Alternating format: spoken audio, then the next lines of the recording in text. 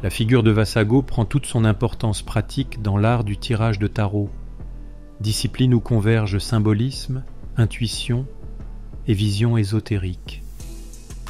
Depuis la Renaissance, le tarot est conçu comme une machine à voir, les arcanes du destin, chaque lame agissant tel un miroir reflétant un aspect du grand œuvre cosmique. Invoquer Vasago dans le contexte d'un tirage revient à brancher cet instrument de divination sur la toile du weird elle-même. En effet, Vasago est traditionnellement considéré comme le démon à appeler pour obtenir révélation et clarté en matière de divination. Son énergie oraculaire est donc idéale pour éclairer les tirages de tarot qui sont souvent d'une grande complexité symbolique. Concrètement, le praticien cao-goétien peut, avant de tirer les cartes, réaliser une courte évocation mentale ou un chant, un ngoétique, à l'attention de Vasago. Cela vise à solliciter sa présence silencieuse durant le tirage, afin qu'il oriente l'intuition du taromancien. Selon Michael Ford, Vasago inspirera alors des impulsions et associations initiatiques via le tarot, permettant à l'instinct du lecteur de percevoir des liens qu'il n'aurait pas vus autrement. En d'autres termes, Vasago agit comme un esprit familier du tarot qui vient glisser ses messages entre les lames. Le résultat, c'est une vision entre les couches du réel. Les cartes ne se contentent plus de dépeindre la situation superficielle du consultant. Elles révèlent les fils cachés qui relient sa situation présente à des causes passées et à des issues probables. Le tirage, sous l'égide de Vasago, devient une lecture de la toile du destin elle-même. Par exemple, là où un taromancien classique verrait dans une série de cartes un simple enchaînement d'événements, l'initié assisté par Vasago discernera un motif occulte sous-jacent. Une carte de passé, par exemple l'arcane 13, la mort, peut soudain être comprise non pas seulement comme un événement révolu, mais comme la marque d'une influence persistante d'outre-tombe, peut-être un héritage ancestral ou un schéma inconscient transmis par les aïeux, ce qui renvoie au domaine de Bune et de la mémoire des morts. De même, une carte de futur, par exemple l'étoile, pourrait, grâce à Vasago, apparaître non plus comme une prédiction figée, mais comme le reflet d'un potentiel lumineux qui demande à être saisi. L'oracle démon suggérera alors quelles actions dans le présent pourraient concrétiser ce potentiel, ou au contraire, quel danger pourrait le faire dévier. Vasago aide ainsi à retrouver le fil perdu dans le labyrinthe du vécu du consultant.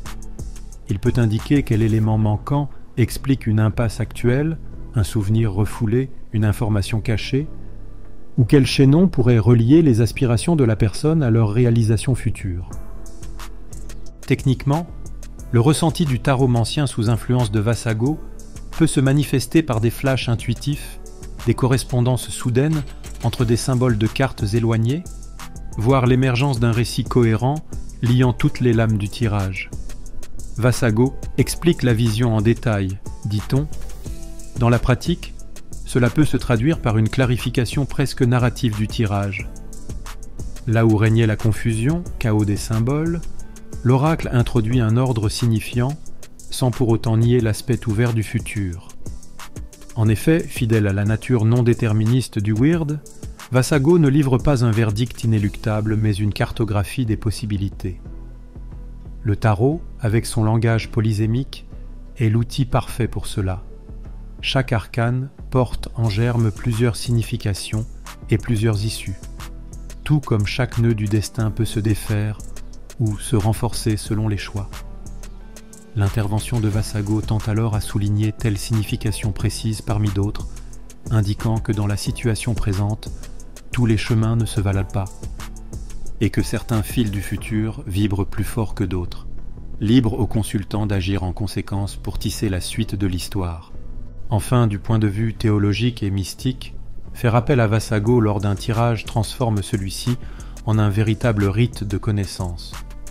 Il ne s'agit plus seulement de lire l'avenir au sens profane, mais d'entrer en dialogue avec la tisseuse via son oracle.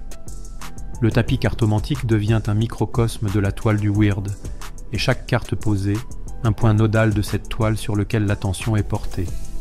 Le praticien, guidé par Vasago, se trouve alors dans un état de conscience élargi, proche de la gnose chaotique. On atteint ce que certains appellent la seconde vue, cette capacité à voir les événements simultanément sur le plan matériel et sur le plan spirituel. La lecture du tarot sous influence goétique revêt ainsi un caractère sacré et transformateur. C'est une forme de théurgie divinatoire où l'on convoque un esprit pour éclairer la voie. Loin d'aliéner le libre arbitre, une telle pratique le renforce au contraire. En dévoilant les enjeux cachés et les alternatives, Vasago permet au consultant de faire des choix plus éclairés, de réécrire activement certaines portions de sa trame plutôt que de les subir dans l'ignorance. En dernière analyse, la notion de weird comme tissage non déterministe s'harmonise remarquablement avec la vision mystique du chaos Goetia. Elle offre un modèle où le destin est à la fois réel, doté d'une structure, d'une toile au fil tenace, et néanmoins plastique, capable d'être modulé par l'intervention des consciences et des volontés libres. Cette toile vivante, Arachné la tisse patiemment, mais non pas seule. Chaque être y contribue par ses actes, et les esprits eux-mêmes s'y impliquent. Vasago, oracle de la tisseuse, parcourt les mailles du destin pour y lire les messages du passé et les potentialités de l'avenir, tandis que Bune, gardienne des souvenirs et des âmes, œuvre aux racines pour que la mémoire et la promesse de vie circulent d'un monde à l'autre. Tous deux, avec leurs dons respectifs, illustrent que la connaissance ésotérique est la clé de la liberté dans le destin. Connaître les causes cachées et les issues possibles, c'est déjà commencer à tisser consciemment. La toile du weird n'est pas un piège fatal, mais un langage secret que l'initié peut apprendre à déchiffrer et même à enrichir.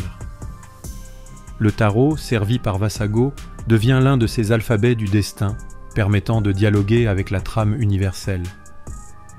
L'arbre à sorcière, interface des plans, rappelle que nous sommes toujours suspendus entre ciel et terre, entre hier et demain, et que c'est à nous de gravir cet axe pour en rapporter la sagesse. Comme l'écrit un praticien, le sorcier est artisan de sa propre voie, refusant de se soumettre aux fatalités imposées et forgeant plutôt sa propre vision au fil d'une pratique évolutive.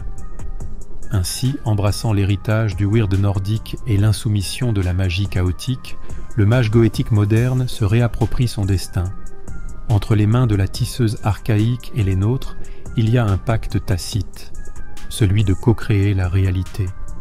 La toile du destin est modulable, et en prenant conscience de ses fils, par la théologie, par la vision, par la pratique rituelle, nous devenons peu à peu des tisserands du sublime, travaillant de concert avec les puissances pour que le chant du weird s'accorde à la musique de notre volonté. Chaque tirage de cartes, chaque invocation, chaque choix posé en pleine conscience ajoute une nouvelle broderie à l'étoffe cosmique.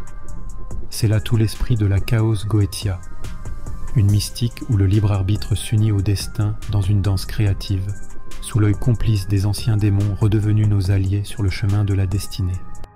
Merci pour ton écoute, abonne-toi pour des vidéos régulières sur la Chaos Goetia, la sorcellerie de la main gauche et la résistance spirituelle.